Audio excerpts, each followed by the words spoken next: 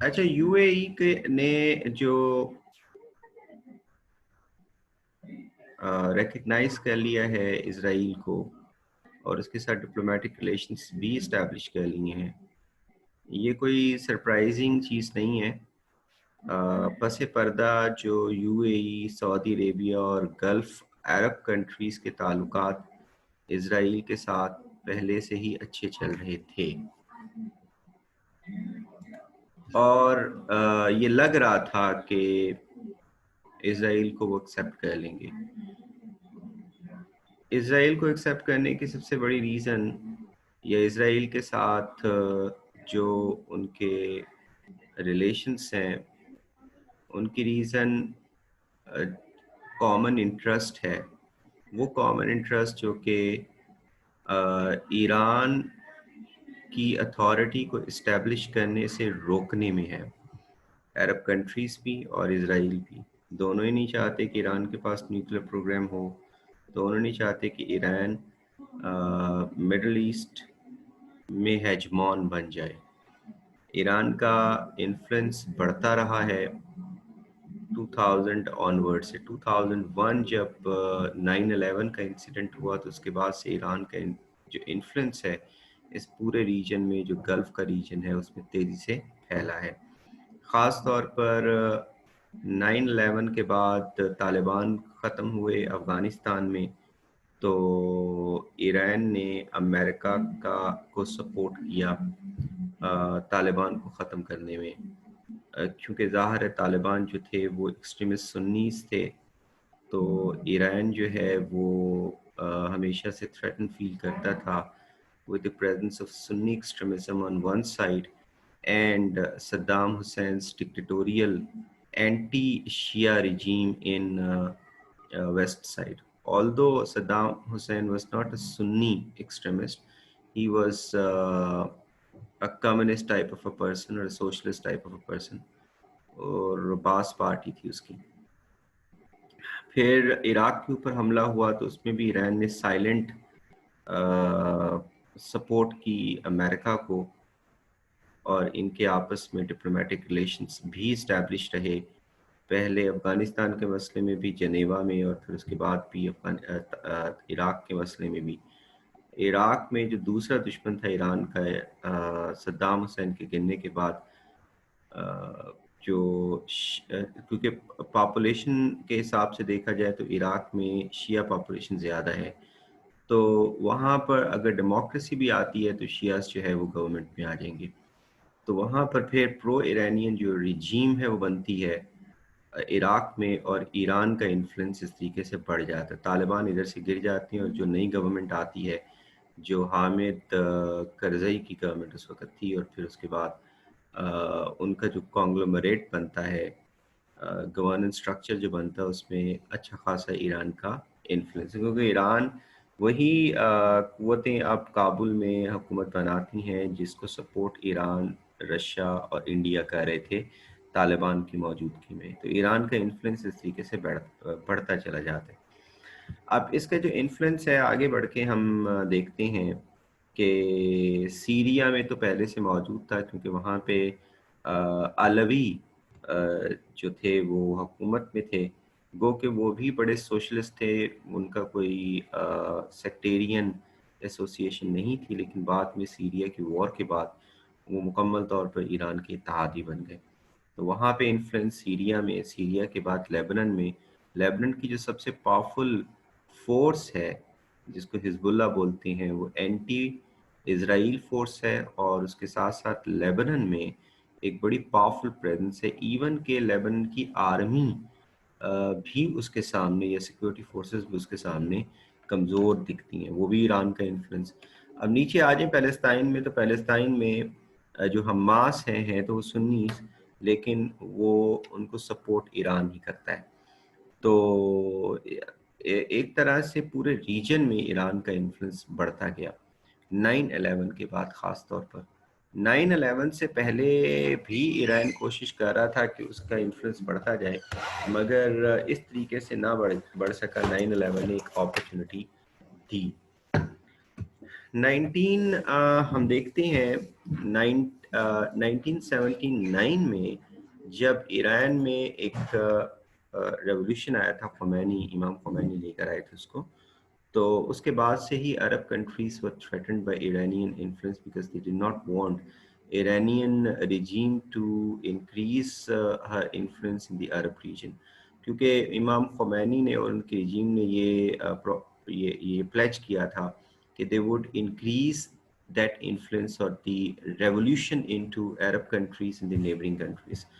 اور پھر مختلف جگہوں کے اوپر پراکسی وارز بھی سٹارٹ ہوں گی، and Pakistan remained the hotbed of this proxy war between Shias and Sunnis. 1980s میں ایران کے بڑھتے ہوئے انفلوئنس کے خلاف جو فقہ جعفری کے ذریعے سے بڑھی تھی، اس کے خلاف سپہ صحابہ بنائی گئی۔ سپہ صحابہ کے پھر ملیٹنٹ آرمز 1990 کے میں جو ہے ٹوٹے، جو فیکشنز ہیں جس میں سپہ محمد ہے، اور اس طرح سے پاکستان میں ایک سیکٹیرین وار کسی سچویشن رہی ہے، تو پاکستان نے تو اس کو جھیلا ہے۔ لیکن عرب کنٹریز میں یہ دبی دبی سی تھی، اب 9/11 کے بعد تو کھل کے سامنے آ گئی ہے۔ یمن میں دیکھ لیں تو شیعہ سنی ایک کانفلکٹ ہے، شیعز کا ایک جو ہے سب سیکٹ ہے، وہ حوثیز جو زیدیہ فرقے سے تعلق رکھتے ہیں، پھر اسی طریقے سے سیریا میں، پھر عراق میں، ہر جگہ پہ ایران۔ اب ایران کا انفلوئنس کیسے روکنا ہے؟ اسرائیل سے زیادہ مصیبت سعودی عربیہ کو ہے۔ سعودی عربیہ اس وقت ریجن کا سب سے بڑا ملک تھا جب ایران کا انفلوئنس بڑھنا شروع ہوا۔ ایران سیکنڈ بڑا کنٹری ہے، دونوں اگر آپ اس کو دیکھیں ایران کو اور سعودی عربیہ کو، تو گلف میں دونوں آمنے سامنے ایک دوسرے کے۔ ایک عرب عجم کی لڑائی ہے جو کہ بہت پرانی چلی آ رہی ہے ان دونوں میں، یعنی کہ پری ہسٹورک ڈیز سے ہی عربی اور عجمی ایک دوسرے کے خلاف نفرت رکھتے رہے ہیں، اور ایک کمپٹیشن کی سی کنڈیشن ہے اس ریجن میں۔ مگر جب اسلام کا دور آیا تو اس عربی عجمی کے ڈفرنس کو ختم کرنے کی کوشش کی گئی، مگر ایسا نہ ہو سکا۔ یہ پھر اسلام کا جب انفلوئنس ختم ہوتا ہے تو یہ ایرپٹ ہو کے سامنے، اور پھر اس نے سیکٹیرینزم کا بھی ایک وہ لے لیا، کلر لے لیا، اور خاص طور پر جب ہم دیکھتے ہیں کہ امام حسین رضی اللہ تعالیٰ عنہ کی شہادت کے بعد پھر عجم جو ہے وہ آپ سمجھیں کہ ایک سائڈ پر ہو گیا اور عرب ایک سائڈ پر ہو گیا۔ لیکن یہ عرب عجم کا جو اسٹریٹجک جو جنگ ہے، جو کانفلکٹ ہے، یہ پری ہسٹورک ڈیز سے چلی آ رہی ہے۔ اس کے بعد ہم دیکھتے ہیں کہ مغلز، 3 پاورز تھیں کسی زمانے میں۔ ایک طرف تھے مغلز، ایک طرف تھے ایران کے صفوی گورنمنٹ، ایک طرف تھی سینٹرل ایشین اسٹیٹس، اور ایک طرف تھیں، بلکہ 4 پاورز تھیں، ایک طرف تھیں آٹومنز، سینٹرل ایشین اسٹیٹس اور مغلز جو تھے، یہ تینوں سنیز تھے، اور ایران جو ہے وہ جو صفوی گورنمنٹ تھی وہ شیعز تھے۔ تو ان میں آپس میں کانفلکٹ رہا ہے، اور مین کانفلکٹ تھا کس کا انفلوئنس پڑتا ہے۔ اس کے بعد پھر ریلیجن آگے آ جاتا ہے۔ ظاہر ہے آپ نے اپنے لوگوں کو لڑوانا ہے، تو لوگوں کو لڑوانے کے لیے تو ریلیجن کا تڑکا تو لگانا پڑے گا نا۔ ریلیجن کا آپ تڑکا نہیں لگاؤ گے تو پھر لوگ اچھے طریقے سے ایسے لڑیں گے نہیں، جیسے شہادتیں وہ پیش کرتے ہیں موت کے لیے۔ تو ریلیجن کا تڑکا ہمیشہ لگتا ہے جب پیچھے جیو اسٹریٹجک اسٹرگل ہوتی ہے۔ تو ہم نے دیکھا کہ آٹومنز کی اور صفویز کی آپس میں بڑی جنگیں رہی ہیں۔ آٹومنز نے عرب، یہ جو اس وقت مڈل ایسٹ کا ایریا ہے، یہ چھینا تھا ایران سے سلیم کے دور میں، سلطان سلیم کے دور میں، جو سلطان سلیمان دی میگنیفیسنٹ کا بیٹا تھا۔ تو سلطان سلیم کے دور میں انہوں نے یہ سارے کا سارا ایریا جو مڈل ایسٹ کا ایریا ہے وہ ایران سے چھین کے اپنی مملکت میں شامل کیا تھا۔ اسی طریقے سے ایران اور مغلز کے درمیان، حالانکہ مغلز بڑے لبرل تھے، انتہائی لبرل قسم کے، ان کے نزدیک ریلیجن کوئی چیز نہیں تھی۔ آپ شیعہ سنی کی بات کرتے ہیں، بلکہ وہ تو ہندوز کے بارے میں بھی کوئی اتنی وہ ایکسٹریمزم نہیں رکھتے تھے، مگر रौला था दो सिटीज के ऊपर, कंदाहार और काबुल के ऊपर। समझा जाता था कंदाहार और काबुल जो है गेटवे बनते हैं इंडिया में दाखिल होने के लिए। तो इस पे कभी मुगल्स काबिज हो जाते थे, फिर उसके बाद सफवीज काबिज रहते थे, और दोनों की आपस में इसके ऊपर कॉन्फ्लिक्ट रहता था। तो आपको अब पता चला कि इसका इसका जो हिस्टोरिकल पर्सपेक्टिव है बड़ा स्ट्रॉन्ग है। आगे आती हैं तो 1970s में ही जब पाकिस्तान जो है उसने अपनी फॉरेन पॉलिसी को तब्दील किया भुट्टो साहब के ज़माने में, क्योंकि भुट्टो साहब शाह फैसल के बहुत करीब हो गए, और अरब जो वर्ल्ड है उस उनके साथ उन्होंने डिप्लोमेटिक रिलेशंस बड़े स्ट्रॉन्ग बना लिए। और 1973 का कॉन्स्टिट्यूशन भी इस्लामिक है कि इस्लामिक कंट्रीज़ के साथ हम ताल्लुकात अच्छे रखेंगे। तो उस वक़्त पाकिस्तान और ईरान के एक एग्जाम्पलरी रिलेशनशिप्स है। 1947 से लेकर 1979 तक बड़े ज़बरदस्त रिलेशंस रहे हैं ईरान के साथ। यानी कि किसी कंट्री ने इतनी सपोर्ट पाकिस्तान को नहीं दी जितनी ईरान ने दी है, फिर चाइना, और फिर उसके बाद तुर्की, ईरान और चाइना। खैर, ईरान उसी वक्त रजा शाह पहलवी ने थोड़े कंसर्न शो किए पाकिस्तान की गवर्नमेंट को कि आप जो अरब्स के बहुत करीब जा रही हैं उससे हमें थोड़ी बेचैनी है, क्योंकि गो के रजा शाह पहलवी का भी दीन के साथ कोई ताल्लुक नहीं था इतना ज़्यादा, लेकिन वो जो स्ट्रगल है वो हमेशा से जारी रही है अरब और अजम की, जो मैंने आपको बताया। ये आगाज जो अरब्स के साथ रिलेशन का था वो भुट्टो साहब के दौर में स्टार्ट हुआ, और फिर जनरल ज़ियाउल हक के दौर में तो पीक के ऊपर पहुंच गई। जनरल ज़ियाउल हक के दौर में दो तीन चीजें हुई।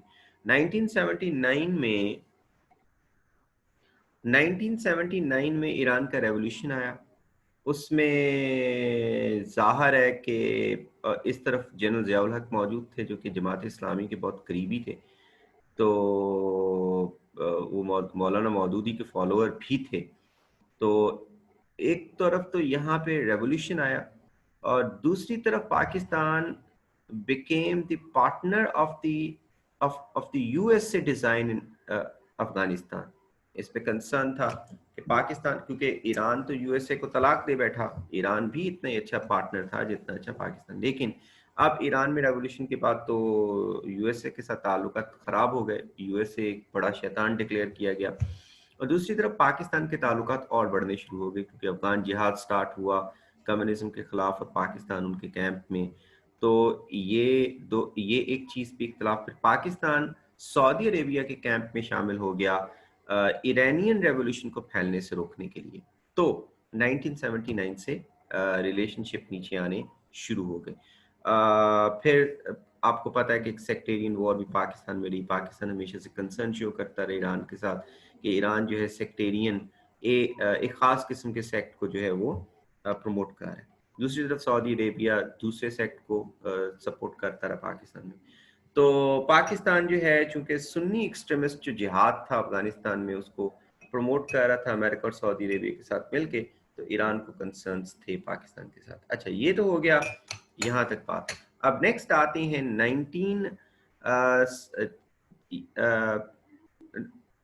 2001 में, बल्कि हम समझते 1996 में जब तालिबान गवर्नमेंट में आ गए तो उस वक्त ही ईरान ने खुल के पाकिस्तान पे इल्ज़ाम लगाया कि पाकिस्तान एंटी ईरानियन एलिमेंट्स को सपोर्ट कर रहा है, यानी तालिबान को अफगानिस्तान में, क्योंकि अफगानिस्तान में अगर तालिबान आ जाते हैं तो ईरान के साथ मसाइल हो जाएंगी।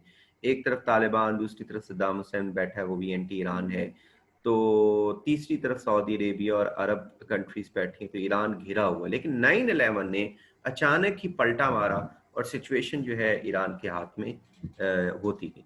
अफगानिस्तान से तालिबान की रजीम टूट गई। फिर उसके बाद हम देखते हैं अमेरिका में, अमेरिका कह रहा हूँ, इराक में प्रो ईरानियन रजीम हो गई। तो इस तरीके से एक इन्फ्लुएंस पड़ना शुरू हो गया। उसके बाद से फिर ये काम स्टार्ट हो गया। फिर ये सिविल वॉर किसी कंडीशन कब जाती है?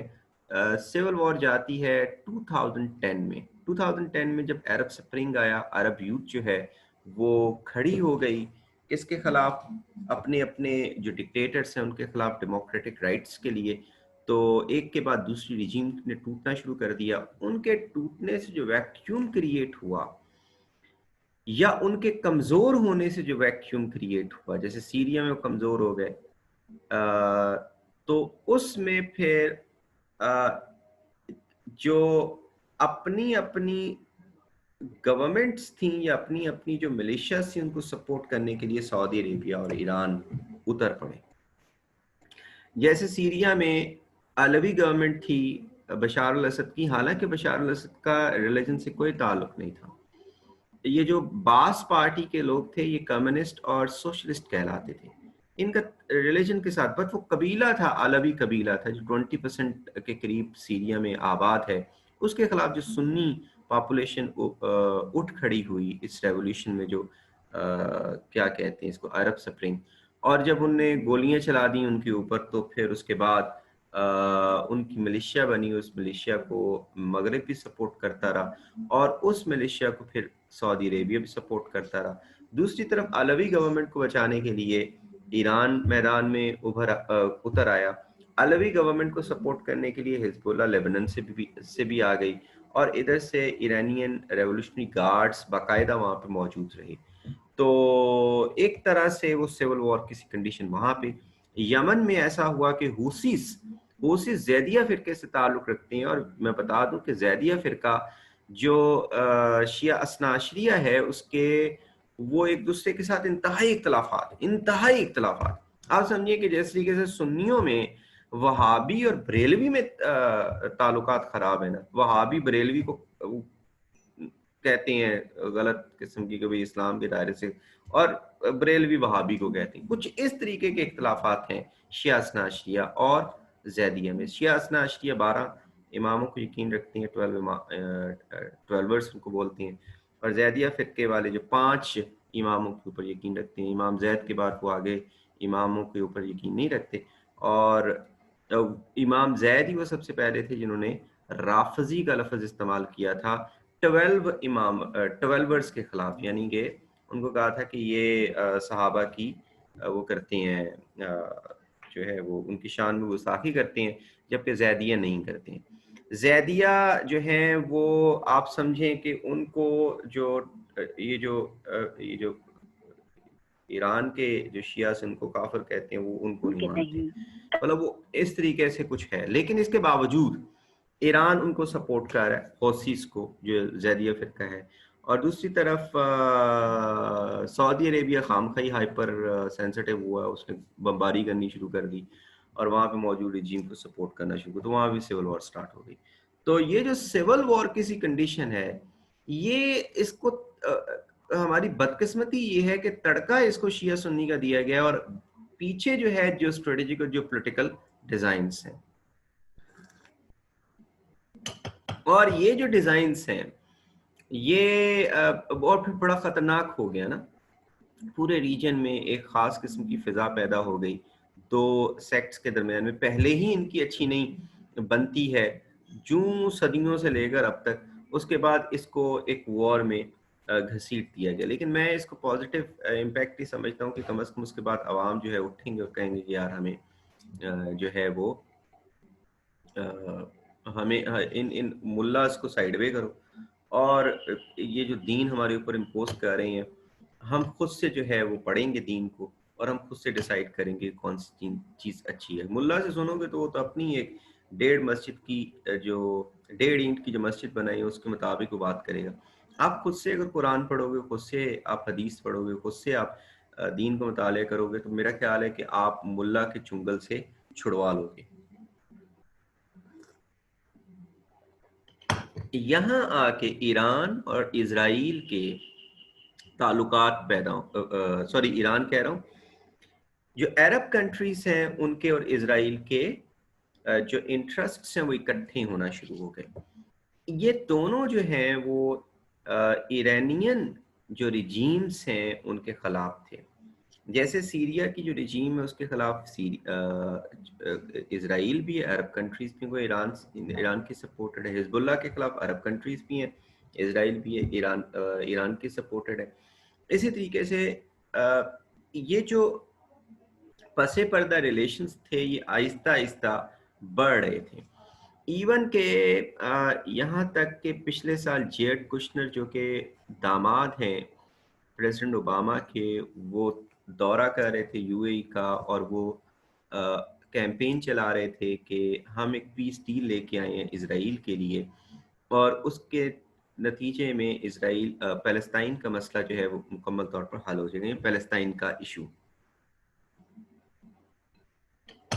وہ آپ لیکچر پڑھا ہوا آپ دیکھ سکتے ہو، پیس اس کو کہتے ہیں مڈل ایسٹ پیس ڈیل، یا کیا اس کو کہتی ہیں ڈیل آف دی سینچری، اس کو ڈیل آف دی سینچری بولتے ہیں، کہ فلسطینین علاقوں کے اوپر اسرائیل کا قبضہ ہو جائے گا، اور اس کے بعد پھر اسرائیل کے قبضے کے بعد امریکہ جو ہے وہ فلسطینینز کو $50 بلین دے گا۔ اب جب قبضہ جو ہو گیا اس کا، اور فلسطینینز کے پاس صرف تھوڑی سی لینڈ بچ گئی 15%، تو پھر $50 بلین نے کرنے کے ہیں۔ تو اس طرح سے انہوں نے کہا جی آپ کو وہ دیے جائیں گے۔ تو ابھی اگر آپ، اچھا اب میں نا یہ اس میٹنگ کو بند کر رہا ہوں، آپ دوبارہ سے اس کو جوائن کرو، کیونکہ ابھی وہ ٹائم ختم ہونے والا ہے۔ اب دوبارہ سے اس کو جوائن کرو گے تو پھر دوبارہ سے اس کو سٹارٹ کرتے ہیں۔